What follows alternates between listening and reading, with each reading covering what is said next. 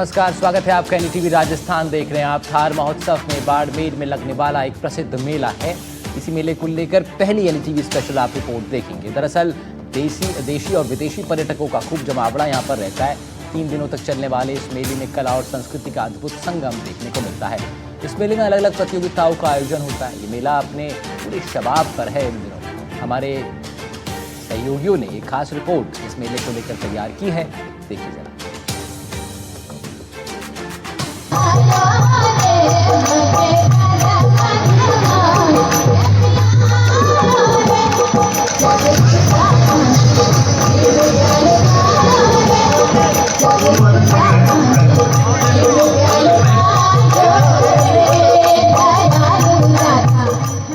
रेतीले रेगिस्तान की सांस्कृतिक धरोहर को जीवंत करने वाला थार महोत्सव अपने पूरे शबाब पर है।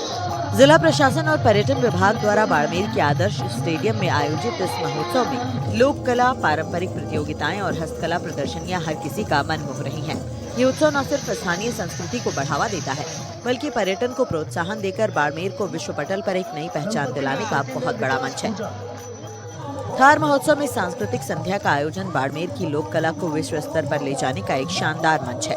बाल कलाकारों से लेकर अनुभवी गायकों तक सभी ने सूफी, लोकगीत, कबीरवाणी और भजनों की मधुर प्रस्तुतियां देकर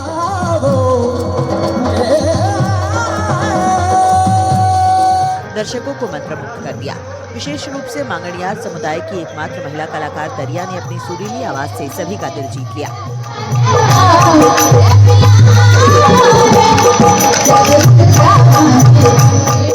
उन्होंने बताया कि समाज के विरोध के बावजूद उन्होंने हार नहीं मानी और सिंगापुर, मलेशिया जैसे देशों में थार की कला का परचम लहराया। कई बॉलीवुड फिल्मों में भी अपनी आवाज दे चुकी कलाकार ने थार महोत्सव में अपनी प्रस्तुति को अपने सांस्कृतिक गौरव का उत्सव करार दिया। दरिया ने बताया कि उन्होंने अपनी बहन रुक्मो के इस गायकी को शुरू किया था, जो आज भी अनवरत जारी है। साथ ही ये बच्चों और बेटियों को गायकी सिखा रही है।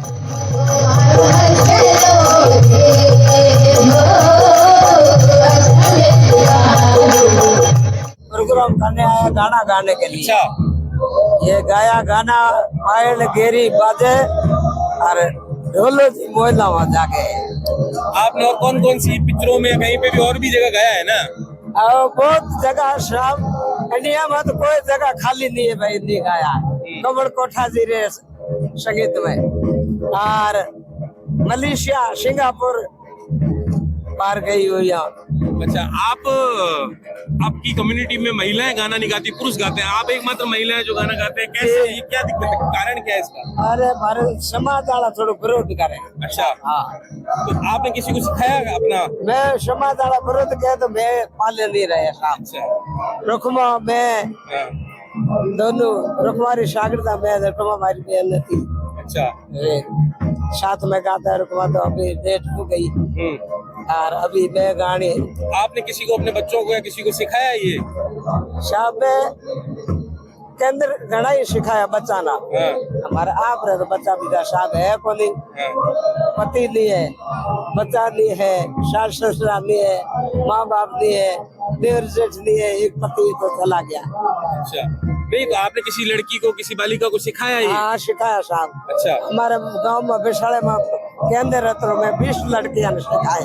अच्छा, आपका कौन सा फेवरेट, जो आपको सबसे ज्यादा पसंद वाला गाना कौन सा आपका, वो एक थोड़ा सा गा के बताओ।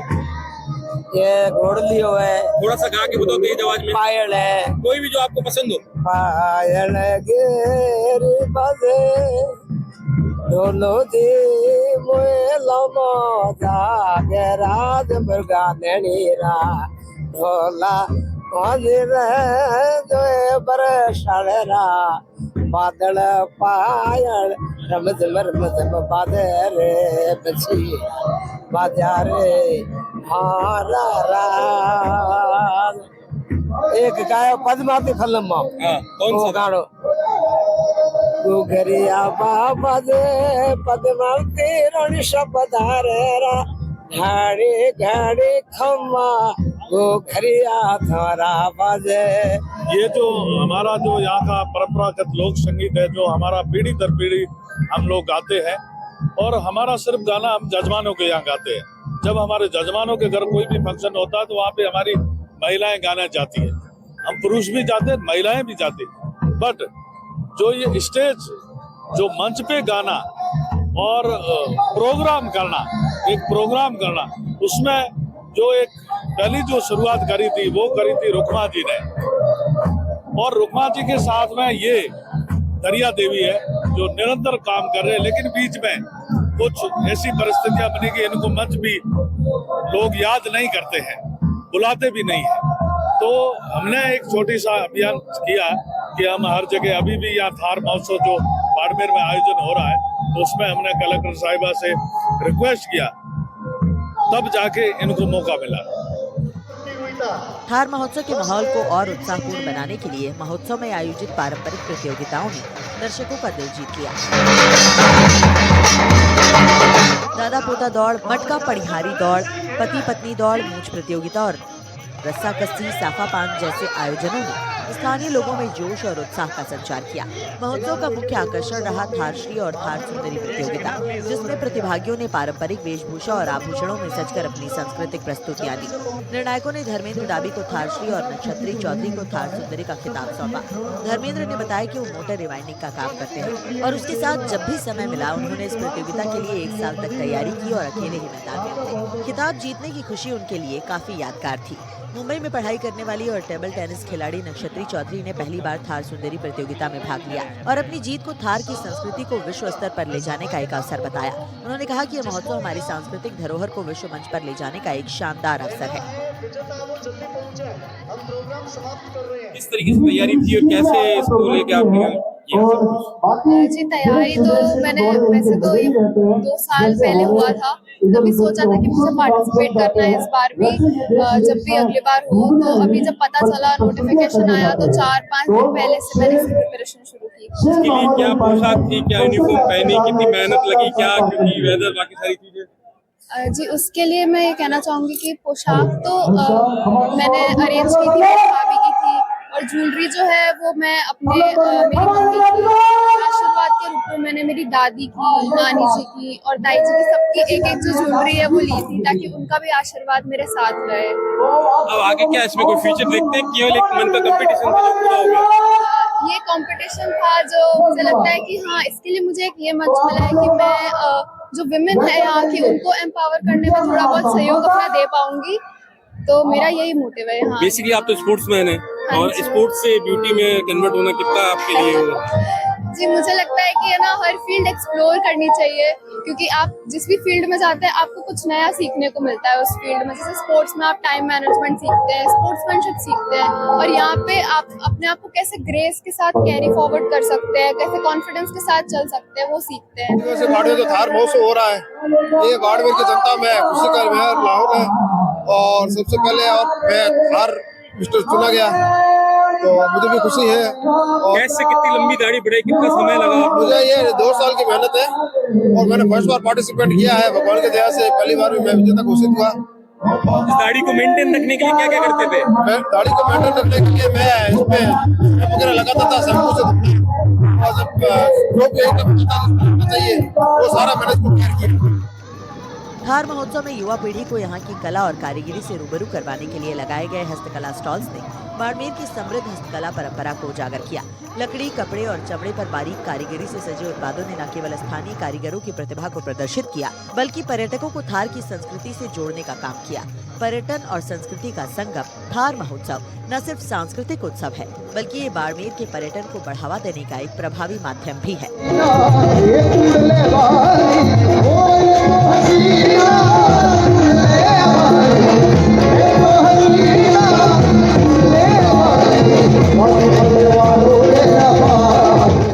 आप बताइए किस तरीके के प्रोडक्ट क्या क्या आप बेच रहे हैं यहाँ पे? सर यहाँ तो हाथी है, घोड़े है, और ये खरगोश है, गाय है, ऊँट है, ये हम बेचते हैं और गांव में खुद बनाते हैं। अच्छा, किस तरीके का रिस्पॉन्स मिल रहा है? पब्लिक आ रही पूछ रही है इस बारे में? हाँ, बहुत पूछ रही है, लेकिन ये बहुत पब्लिक बोल रही है महंगा बहुत है।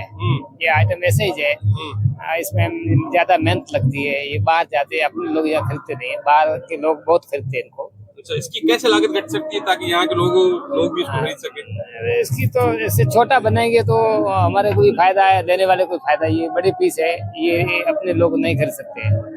अच्छा, आप बताइए, अब आपने ये टोपी खरीदी है, किस तरीके से क्या है? ये स्वदेशी को अपनाने के लिए मैंने खरीदी है। स्वदेशी जो बनाई अच्छी बनाई हुई है टोपी चमड़े की एकदम। क्या क्या आइटम देखा आपने और किस तरीके की ये स्टॉल लगी आपको? कितना आपको इससे इस कार्यक्रम को लेके आया? मुझे बहुत पहली बार आया हूँ थार महोत्सव इस स्टॉल पर, बहुत अच्छा लगा। हमारे साथ कुछ युवा है, उनसे भी बात करते हैं। आप बताइए किस तरीके से आप इस प्रदर्शनी को देखते हो, इस तरीके के कार्यक्रम? हम देखने आए हैं कि बाड़मेर की कला है जो किस तरफ की है और कितनी अच्छी है, क्या क्या कला में है तो आए। तो आप क्या मानते हैं इस तरीके के आयोजनों से क्या फायदा होगा स्थानीय लोगों को? यहाँ की कला का निखार होगा और यहाँ की जो अलग अलग प्रदर्शनी होगी तो आम लोगों को फायदा होगा। अपनी कला को जो है बड़े मंच पर प्रदर्शन करने का मौका मिलेगा, तो इसलिए होने चाहिए ऐसे। आप बताइए किस तरीके से देखते हैं आयोजन को? इस तरीके से ये आयोजन जिला प्रशासन के द्वारा किया गया, इसमें इसको बड़े स्तर पर प्रदर्शित करने का एक मौका मिलता है और ये हमारे संस्कृति को बचाने का एक प्रयास है, एक अनूठा संगम है जिससे हम उसको बड़े स्तर पर दिखा सकते हैं और भविष्य में ये हमारी अनूठी विरासत के रूप में है जो इस आधुनिकीकरण के दौर में कम दिखाई पड़ रही है, इसको बड़े स्तर पर दिखाने के लिए। ये थे लोग जिनका साफ तौर पे कहना था इस तरीके के आयोजनों का लगातार होना चाहिए ताकि जो लोकल फॉर वोकल वाली बात है या स्थानीय लोगों को जो रोजगार है और यहाँ की जो पहचान है उसको यहाँ के लोगों तक पहुंचाई जा सके और यहाँ के कारीगरों को उनकी मेहनत का उचित दाम मिल सके। इन सभी बातों के साथ यहाँ इस प्रदर्शनी में और साथ ही साथ चल रहे सांस्कृतिक कार्यक्रम में भी लोगों का हुजूम उमड़ रहा है। कैमरा सहयोगी बहराराम के साथ भूपेश आचार्य, NDTV, बाड़मेर। सुहागिनों का सबसे बड़ा पर्व और सुहाग की सलामती के लिए रखे जाने वाला व्रत